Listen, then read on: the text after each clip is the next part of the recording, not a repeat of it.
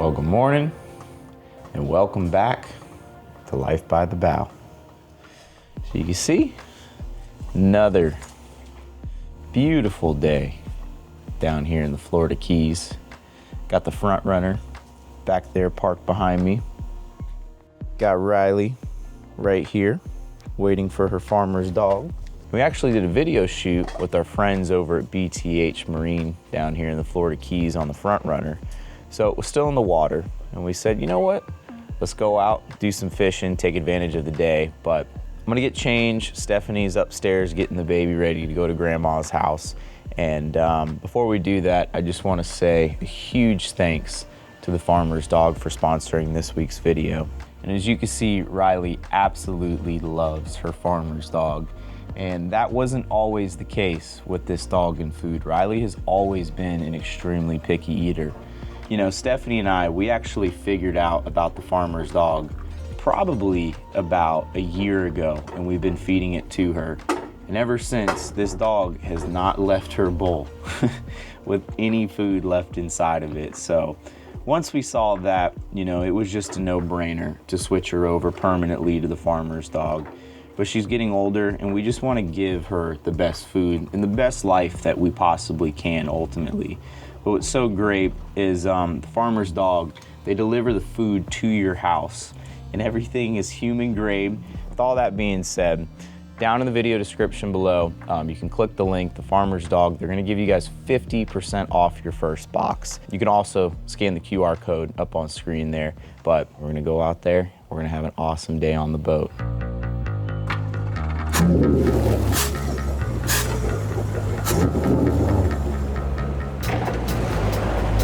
Bye, doggies. See you later.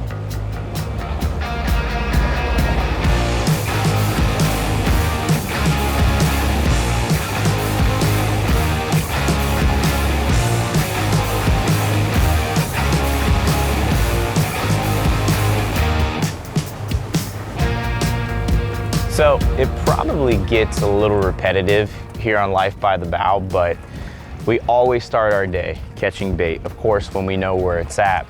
And it's such an important part of catching fish down here in the Florida Keys because this is a very pressured fishery, but if you have the bait, you're gonna catch fish. And I always get questions from people, how do I find the bait?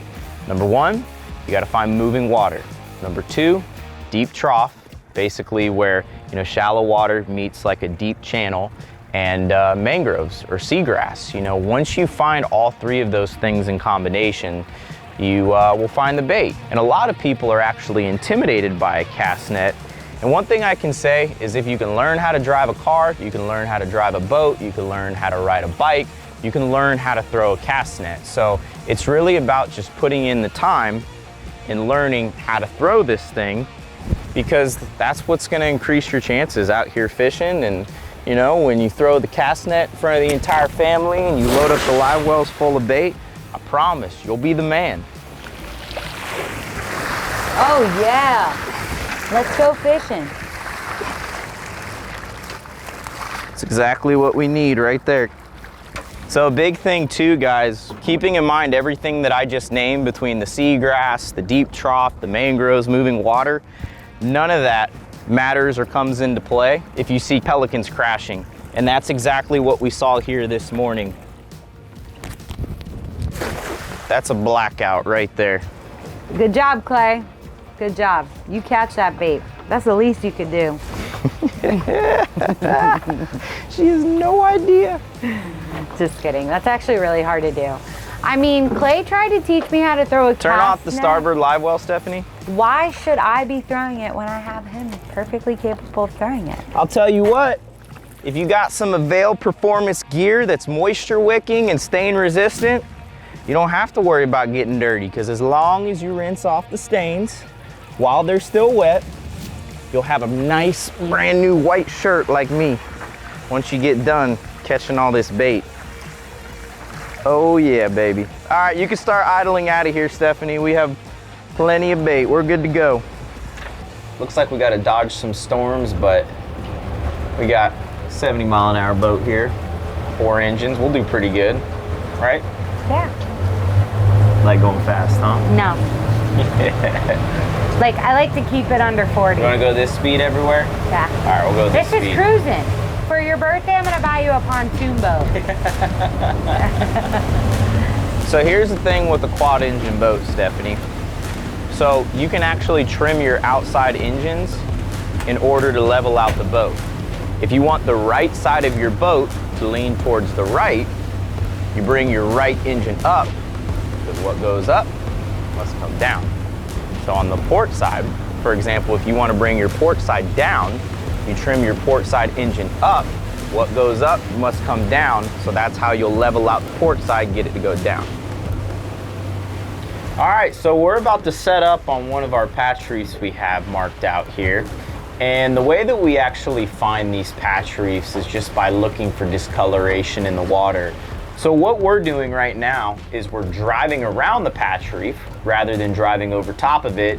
If you drive over top of it, you're gonna spook all the fish that are living on that patch reef. And what we're gonna do is we're gonna drop our anchor on the up current side of the patch reef. All of our live chum pilchards that we're gonna throw out are gonna go from the front of the patch reef over the top towards the back. So essentially, we're gonna be pulling all the fish towards the boat. See, if we set up on the back side, our pilchards would be drifting away from the patch reef and they'd never get a chance to go over top. So we are gonna drop anchor and we are gonna start rigging some baits, see if we can catch a couple fish here.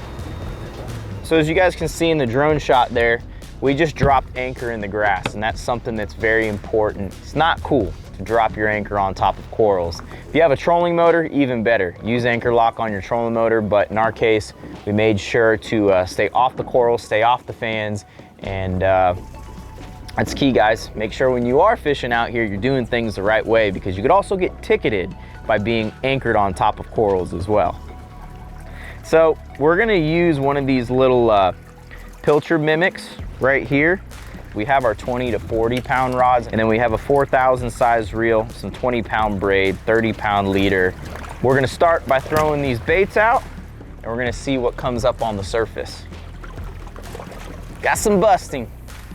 See, with Stephanie using the live bait, she's more likely to get a bite on a bigger fish, but the luxury to the artificial is I can cast right into these schools of fish that are busting up on the surface over there.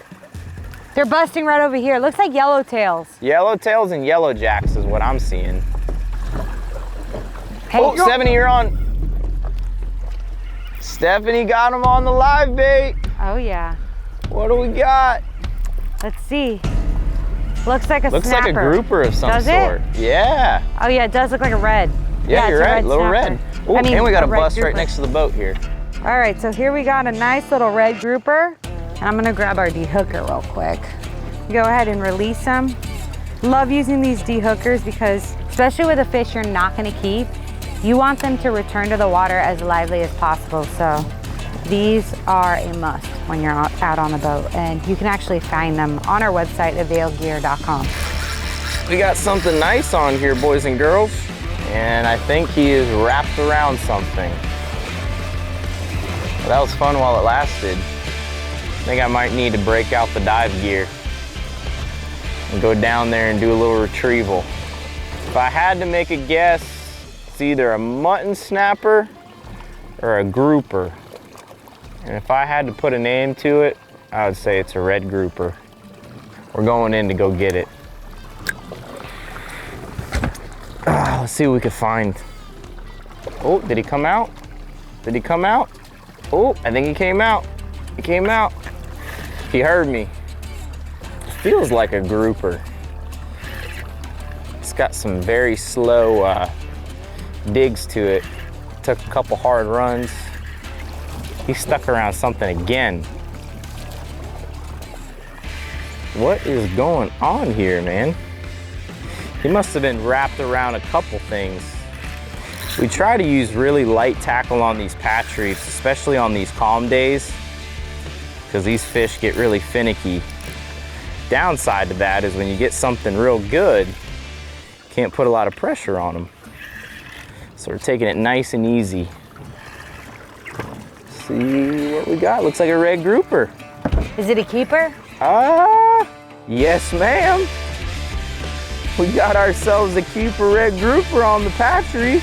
All right. Oh, that's a nice grouper. Baby, I'm gonna try my best not to lose him here. Woo! Look at that. Should put a measure on him. He's definitely 20 inches. I know that for a fact. We've caught enough red groupers to know that. But at the end of the day, you know, this patch reef fishery out here is something that a lot of people look past, especially having a bigger boat like we do. You know, on a calm day like today, the patch reefs are one of my favorite things, just because there's so much life out here and so much beauty. But that is a nice surprise right there. That is awesome. Wow, look how beautiful it is. You don't even need to be in the water. It is beautiful. How about that? Can you stop wetting me? You're gonna make You're in a bad spot, Dude, Stephanie. I'm literally trying not to wash my hair for dinner tonight. You're in a bad spot. You think you're strong? No. You're lucky you're wearing a mic. All right, Stephanie, come on, catch a fish. Yeah, you fight that rock. Get it. Get it. Did you get him out? Yeah. Yeah? Yeah. Good job, Stephanie. Oh, I got something. All right. Dang. Yeah. That's like some sort of sponge. I don't want to touch it. It's red. Oh. It hurts. Clay, you okay? Don't even. Why do you do that to me? It actually, nah, it's all good. Don't do that to me. You see, guys, she cares about me.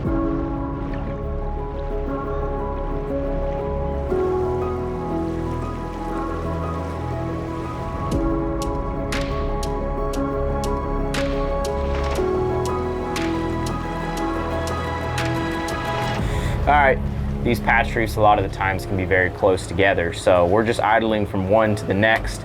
And the most important part is just taking it really slow. You know, you don't want to run over all these areas because, like I mentioned earlier, the fish will get spooked. So very slowly, we're just going to move over to a new patch reef, and we're going to drop anchor again. And that's really what all of this is about when you're live chumming. You just want to make sure that you know, you're giving it enough time, but at the same time, if you're not getting big fish, or you're not getting exactly what you want, move on to the next one after about, I don't know, I'd say about an hour. So we're gonna try a new one and see if we can come up with something new here.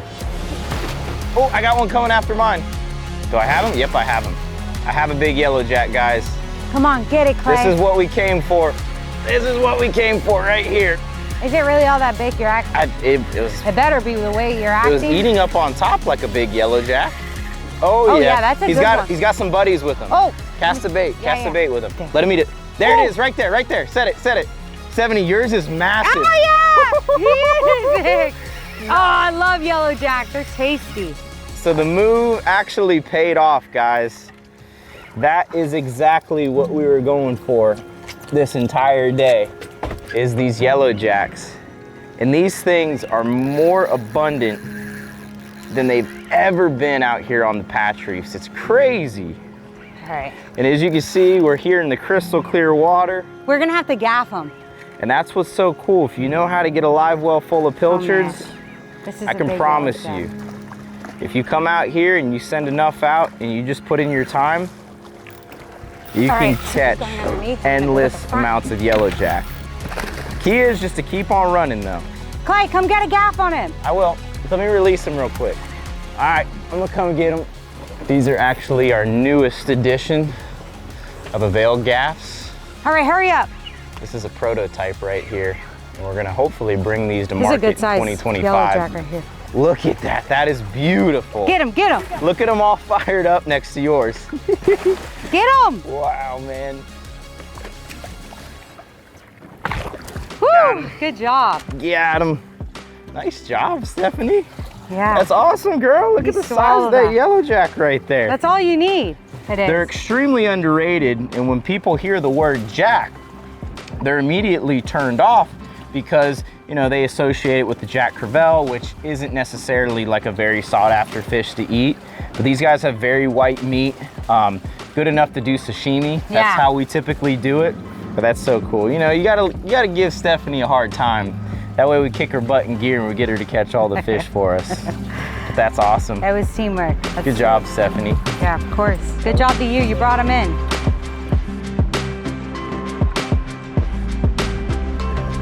So, I don't know what sounds better, being in the AC or being in the water. And the reason why I say that is because Stephanie's down inside the console right now changing into her bathing suit. And the bites died off, and on days like today, when it's this calm, I love getting in the water because I like seeing what's down there.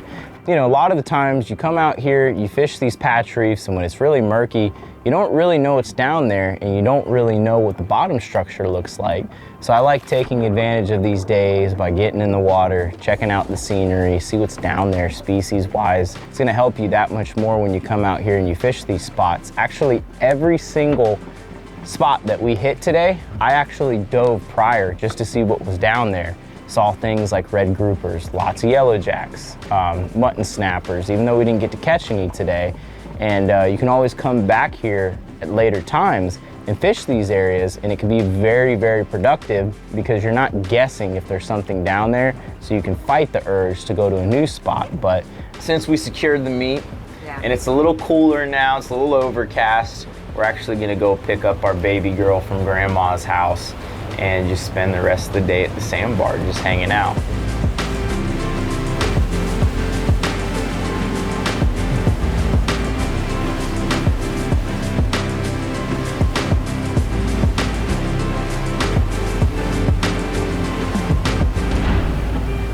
So we're on our way to pick up Keely, and you know, being here in Key Largo, I also have a listing that's not too far from here that's on a canal. And what's great about it is like you have access to all the places that we recently just went to. You know, you can hit the patch reefs, go to Molasses, go to all these different locations that are nearby. If you have any questions on it, you can go ahead and reach out to me. We're going on a boat. Look at how good she is. She doesn't care being in her life jacket. She's just happy to be on the boat with mom and dad. Yes, she is. We're just as happy. Mwah. That's a boat baby right there. That is. She's got her bottle. Hi, yeah, I'm talking about you. That's right. I'm talking about you. I think Grandma put her sunblock on her too for me.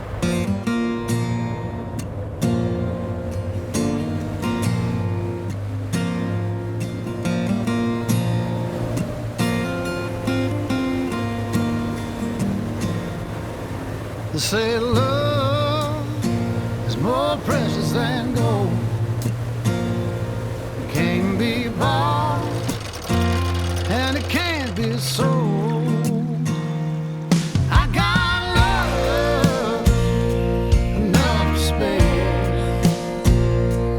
that makes me a millionaire. You know, one thing I can say is if you guys do want to keep your family engaged in boating and they're struggling with wanting to be out on the boat and staying on the boat, just always remember what you're doing on your boat as the captain isn't necessarily what everybody wants to do, but at the end of the day, I feel like if you keep it quick, you keep it fast paced, do a little bit of everything, everyone's going to stay engaged, and I think everyone will have fun ultimately if they enjoy their time out on the boat. But speaking of boats, we've been getting a lot of questions about the Front Runner lately, and we love it. You know, it's everything that we wanted for our family between all the comfort features, the AC in the console, and of course the fishing features. And ultimately, it's just a very seaworthy boat for when things get a little rough, and of course doing all the Bahamas trips that we love to do. But if you guys are interested in these boats, all I can say is come see them for yourself. We're gonna be at the Fort Lauderdale Boat Show with Front Runner on Saturday. So if you guys want to come meet us, you want to come check out some of the boats, all that information will be down in the video description below. And if you guys are actually in the market for a 39-foot center console or 33, 36, 47, or any of Front Runner's cat models, those are all going to be at the show, and Front Runner is going to be doing sea trials for qualified buyers. But we're really looking forward to it. We're looking forward to meeting you guys. We appreciate you guys. We love you guys, and we will see you then.